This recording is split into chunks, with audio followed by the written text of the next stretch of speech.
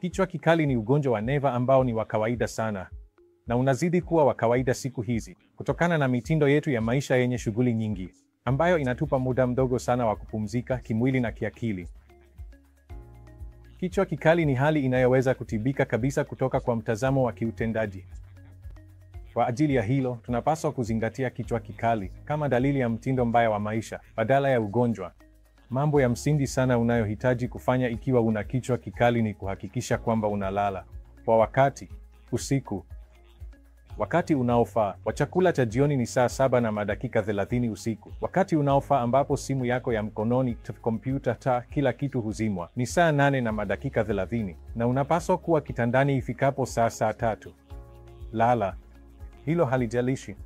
Wakati sahihi wa kwenda kitandani, hiyo ni mikononi mwako. Wakati usingizi unakuja, waziwazi ni mikononi mwa Mungu. Lakini unapaswa kuhakikisha kwamba unalala kwa wakati. Tafadhali hakikisha kwamba unakula chakula chako kwa wakati. Kiasi cha chakula akijalishi, lakini tafadhali hakikisha kwamba kinakuja kwa wakati, kwa sababu kufunga na njaa yenyewe ni kichocheo kikubwa cha kipanda uso. Ni kuepuka vichocheo kama kahawa na chai.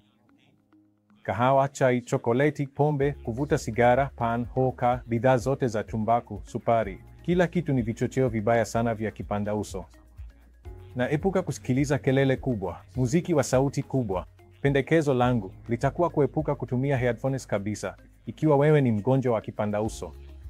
Epuka kuvaa manukato yenye nguvu. Epuka agarbatis, vijiti vya uvumba na vitu vingine vinavyotoa harufu kali.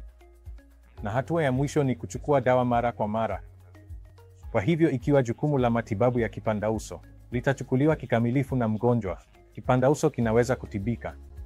Ikiwa unafikiri kwamba kipanda uso kinaweza kutibika tu kwa baadhi ya dawa, na hata kama mtaalamu wa neva ni mwenye sifa, hakika utakatishwa tamaa. Kwa hivyo kipanda uso ni ugonjwa. Zaidi ya ugonjwa, ni dalili ya mtindo mbaya wa maisha. Hapo ndipo matibabu yanaanza.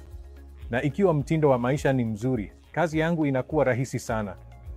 Na wakati kazi yangu ni rahisi sana, unapata tiba yako haraka iwezekanavyo.